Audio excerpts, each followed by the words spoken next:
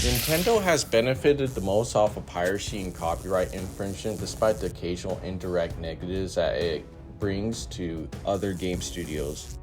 And unlike other industries, piracy and copyright infringement is weird in gaming, where it can actually be beneficial when done in a controlled manner, unlike other industries. So that you can see right here from this EU Commission's report. This is just a tip of the iceberg as far as why piracy is benefiting these massive studios, and also copyright infringement, where it can actually make and break a video game. And it's a multi-billion-dollar industry that I'll be talking about here today. And although I will mostly be pointing to the case of Nintendo, this also applies to all of AAA and quadruple A, which at this point it's only Rockstar, but we'll see someone else hits that mark. So we first need to understand that piracy is not stealing. There's many videos that explain the difference between the two, but long story short, piracy does not deprive the original creators of its copy. All it does is make an additional copy on another machine, although it is done without their permission and copyright infringement. So piracy benefited Nintendo because it lowered the barrier of entry to their video game ecosystem, and it also maintained their audience. So Nintendo, for a long time, there's no way for them to actually get legitimate copies for their old library of video games. And even today, there's still a lot of older video games that you just don't have any access to, that only piracy can provide the option for what people wanted relating to this kind of stuff. And it's convinced gamers to keep playing new Nintendo video games because it removed the friction of them having to buy a console. Because even back then, when consoles, they were costing 120, 200, and 350, and now 450, that's still a friction for people wanting to actually try out to see if Nintendo video games are actually for them. And what makes Nintendo unique compared to, say, Sony or Microsoft is that Nintendo, for a long time, they had the niche appeal with lower spec gamers, and provided options for people who had low powered computers and phones to play video games. For Nintendo, it's ironic because despite the tide working against them, they're succeeding extremely well due to them unintentionally fulfilling this void in the PC market. Because playing the modern day video games, you need some pretty good hardware. You can't just take your Chromebook or your laptop or your office laptop and just play the latest GTA and that kind of stuff. You need a pretty good GPU in order to actually play some video games. Which also leads into second point, but real quick plug real quick. Don't forget to like the video. Boosts me in YouTube algorithm, and your positive feedback motivates me to improve the quality of the content. All right, thank you. Second point is that Nintendo, they also benefited off of piracy because it lowers the risk of video games. Especially when you have to worry about a company that's willing to charge you to connect to the internet, And Nintendo's not the only one that does it. You got Sony and Microsoft, but that does also increase the risks, right? So games in general, they're a very risky buy. For $60 to $80 for a game, that's a massive upfront cost compared to, say, movies, where you got $10 to $15 for a movie ticket, And pirated copies of old Nintendo video games, it turned a lot of pirates into future customers, as you see from that report earlier from the EU, but also a survey from PC Gamer, And if you're a video game developer and you're worried about piracy, this chart alone should be enough to convince you that, hey, it's not the end of the world, As long as you provide updates to your video game, you don't have to worry that much about piracy, Of course, there's casual piracy, but most of the time, you don't really need to worry about it because a lot of people buy it anyways, because piracy to a lot of people, it's like Costco samples, but for their ecosystem, especially for Nintendo. The reason why Costco gives out so many free samples is because it gets people wanting to buy more of the stuff, and when they try it out, it significantly lowers the risk for them buying that new product that they never tried before in Costco. And the same tactic works with piracy in Nintendo. And it's also similar to with why Windows, allows people to use Windows for free, then activate later, Because Microsoft knows that there may be people that just never pay Microsoft, but they know that eventually later, if people use it enough that they don't want to move from Windows and learn Linux or some new operating system because they're just stuck with it. And just as with Microsoft and Costco, this helped people who left the Nintendo ecosystem feel safer buying their newer games because again, it's like the samples that kind of got them back into trying it out again. This turned out extremely well for Microsoft because it allowed them to be able to maintain a monopoly inside of China, despite them in the short term taking a lot of losses from the 70% rate of unlicensed software that was in China about 10 years ago. So a more direct example with Nintendo is without piracy, Nintendo wouldn't even exist inside of China. Because in 2000 to 2014, Nintendo's main line of business of consoles were banned for a long time. So a lot of people, they didn't grow up with Nintendo video games. They didn't have the nostalgia or the things that just keep bringing back like that to the Nintendo ecosystem. So there had to be a way for people to actually be introduced into that so that they could actually have a competitive chance inside the market. And so that's the void that piracy filled, so that they could at least have that brand recognition and attracting people into Nintendo's ecosystem, despite there not being any legal pathway for them to actually buy Nintendo video games. And Nintendo, they tried to combat it in the past and tried to find loopholes where they released a knockoff of the knockoff Nintendo 64. Man, who knew you could recursively knock off something?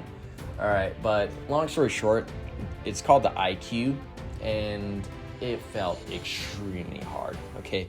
And Nintendo, they tried to play the legal game of whack-a-mole, but we all know how that works. It's just a never-ending fight that just never turns out well for anyone. And like, they're failing so bad inside of China that even Reggie, who used to be the Nintendo America president at the time, he said that like they're very interested in entering the market inside of China, but they had an extremely hard time establishing sales. And the piracy there was rampant, okay, but it still gave them that brand recognition, and it also got people interested into their ecosystem when by the time they actually made a serious attempt to enter the market inside of China, then it turned out extremely well for them. And this was marked when they partnered with Tencent in 2019 of April. And when Nintendo announced this, it sent their stock roaring. Okay, it was some of the largest in Nintendo's history after they got the approval. Okay, and the main reason why is because the market's very big, but also like Nintendo has an entirely new market, and a lot of the hard work as far as like distribution, brand recognition, and building goodwill and like brand loyalty and getting people interested in Nintendo's ecosystem, a lot of the hard work was that done by pirates doing essentially free marketing for Nintendo. And this turned out extremely well for Nintendo, okay, because they were able to sell over 1 million consoles, and it's estimated for that to be at least twice the amount that Nintendo at least knows of that are not region locked. So chances are it's even a much larger success than Nintendo says that they had with the market inside of China. And none of that would be possible without piracy. That helped Nintendo significantly to be able to not have to start from the ground up with an entire population.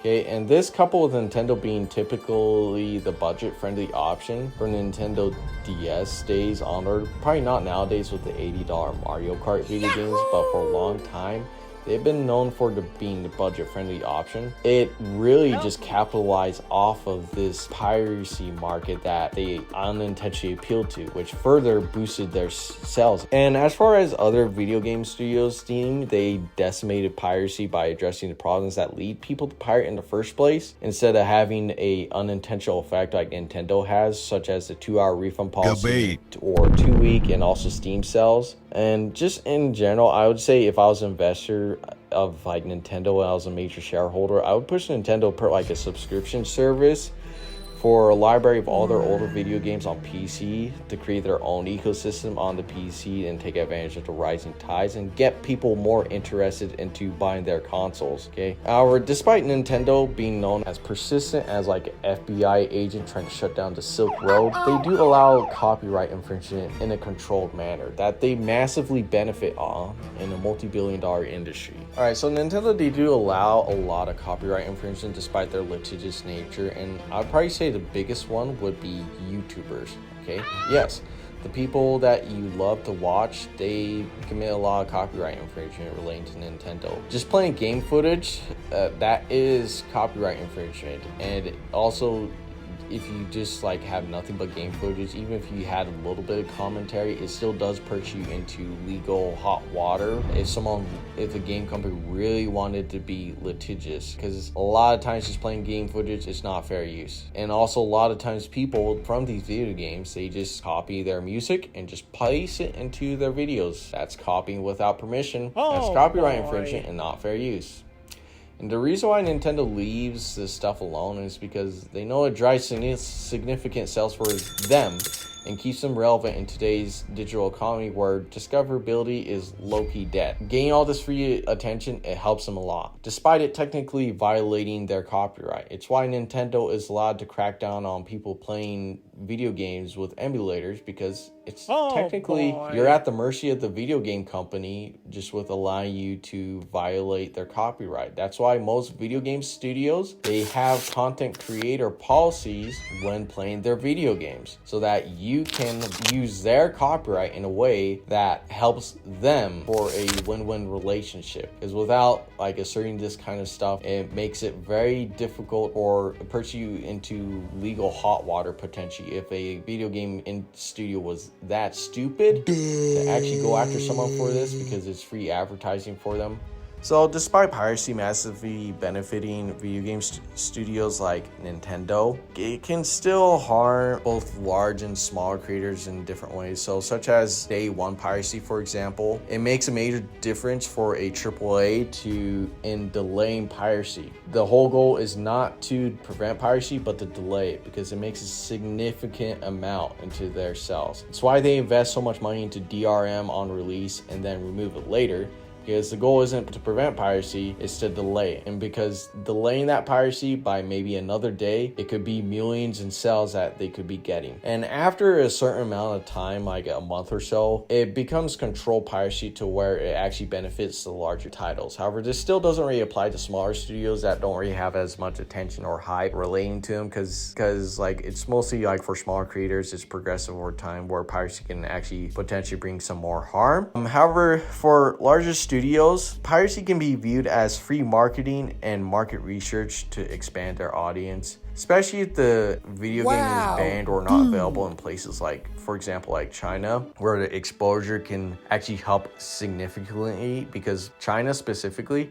they are an extremely competitive market for video games. And it's like the main reason why is because that country, it's like the journey west, that if you get the reference to Journey to the West, every AAA tries to make in order to find the infinite gold in China. And AAA studios with massive libraries of unreleased video games like Nintendo, they could also view this out as a market expansion opportunity to provide people opportunities to play the video game instead of playing the infinite legal whack-a-mole, such as Nintendo being the site this time within a controlled platform that can introduce people and actually push people to actually buy Nintendo consoles. In addition to this, it also helps with video game preservation. We can't really deal with another blow like us losing most film from the golden age of Hollywood again. That ironically piracy resolves, and I don't think Nintendo or any other game company really has an excuse for video game preservation thing, because it's like nowadays it's easy to store stuff more than ever, and it's like they don't really care about that. However, like they do whatever they can to prevent like any kind of means of this happening, which may be more so a flaw in IP law than the specific companies themselves. Anyways, hopefully this provided a lot of nuance on the situation, and don't forget to like the video and also comment down below your thoughts. But outside of that, hope you have a good day. And